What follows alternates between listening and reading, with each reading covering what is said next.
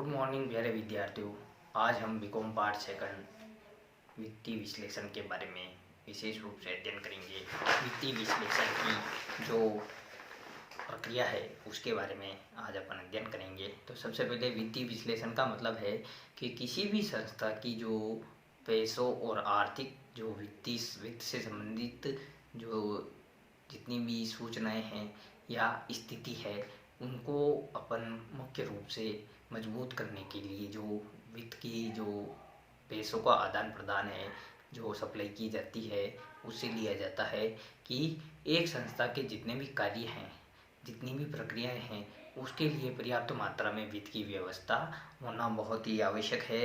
यह आंतरिक एवं बाह्य तरीकों के माध्यम से हो सकती है। आंतरिक का मतलब है ये उस संस्था के जो मालिक है या उस संस्था के जो पार्टनर हैं या उस संस्था में जितने भी लोगों ने पैसा लगा रखा है वह अपने प्रयासों के माध्यम से या अपने स्रोतों के माध्यम से पैसे की व्यवस्था करते हैं। दूसरा होता है कि उसमें पैसा बाहर से किस तरीके से आता है। तो बाहर से एक तो शेयर होल्डर के माध्यम से आता है और दूसरा ऋण पत्रों के माध्यम से बाहर से पैसा आता है।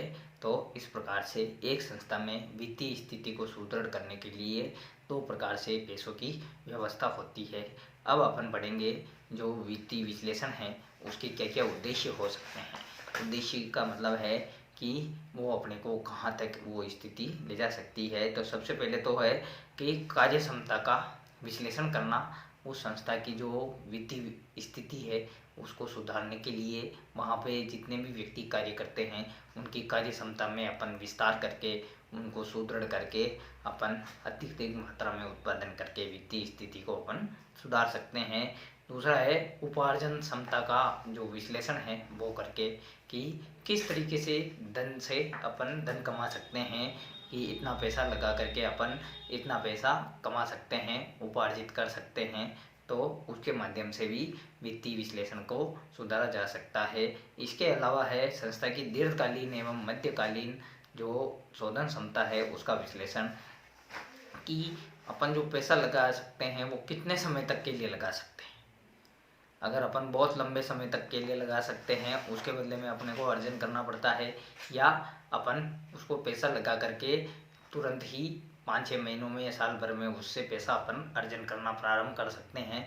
तो दो प्रकार की उसमें शोधन क्षमता होती है उसका अपन विश्लेषण करके अपन पैसा लगा सकते हैं कि ये निकट भविष्य में अपने को अच्छा लाभ प्रदान कर सके जो एक तो दीर्घकालीन समय तक अपने को प्राप्त होता है और कुछ उद्योगों में या कुछ जो वित्तीय संस्थाओं में वह धन का लाभ कुछ ही समय में अर्जन होना प्रारंभ हो जाता है।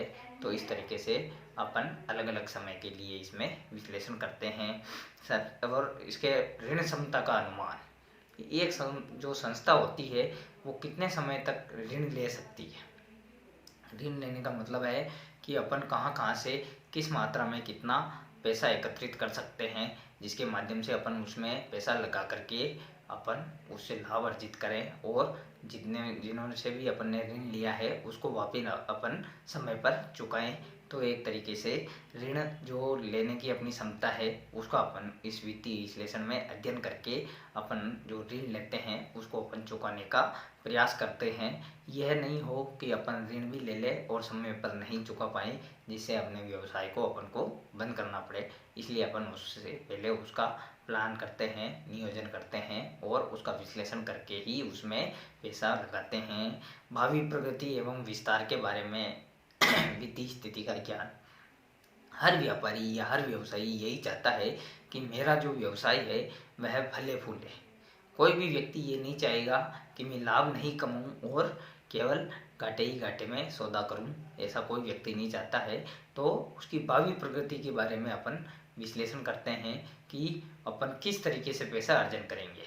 बाजार की संभावनाओं को तलाशेंगे, अपन अपनी वस्तुओं की मांग किस साइड में ज़्यादा है उसको संभालेंगे, अपन उसके लिए विज्ञापन करेंगे, पैम्पलेट छपवाएंगे या अन्य माध्यम से अपन बिक्री करने का अत्यधिक प्रयास करेंगे जिससे अपनी जो भावी संभावना है व्यवसाय की वह तीव्र गति से बढ़े और अंततः परिणाम यही हो कि अपने को अत्यधिक मात्रा में लाभ प्राप्त होने के कारण से अपने व्यवसाय ने काफ़ी प्रगति की है, यही अपन हर समय चाहेंगे, जिससे अपने व्यवसाय दिन दुगना और रात चौगुना जो धंधा है या व्यवसाय है वो करे।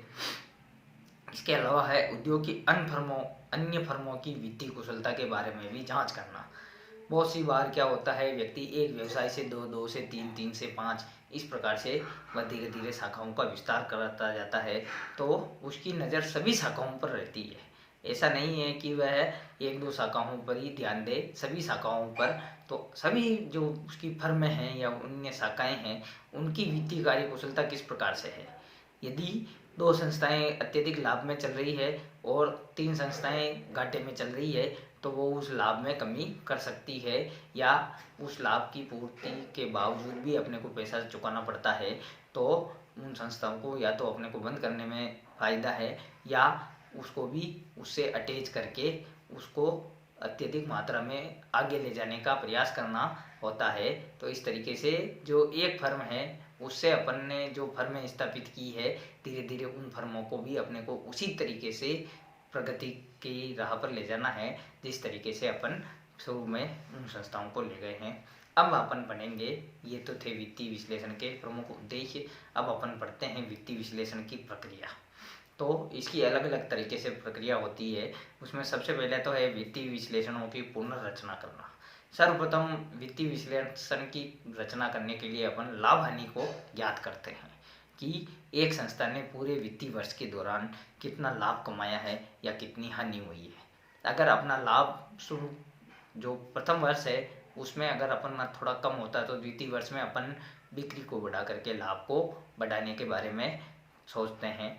उसके अलावा अगर अपन पुरानी संस्था है और उसको लाभ प्राप्त हुआ है, लेकिन वो उसको बढ़ाने के बारे में अपन सोचते हैं कि निकट भविष्य में अपन 5 लाख रुपए का लाभ न कमा करके 10 का कमाएं, 7 का कमाएं, 8 का कमाएं।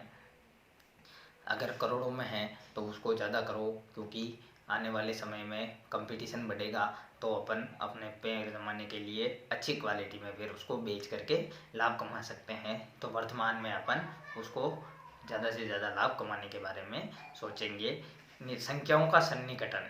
संख्याओं का सन्निकटन का मतलब है कि जितनी मात्रा में अपन उत्पादन करते हैं उसकी क्वांटिटी अत्यधिक मात्रा में हो, जिससे अपने जो स्थिर व्यय हैं वो अपने कम महसूस हो। तो इस प्रकार से अपने संख्या जितनी मात्रा में अधिक की जाएगी उतना अपने लाभ होगा, और ये राशि हजारों में ना होकर के लाखों में हो और लाखों में ना होकर के करोड़ों में हो। तो इस प्रकार से संख्याओं को अपन बढ़ा करके उत्पादन की संख्याओं को भी अपन बढ़ा सकते हैं।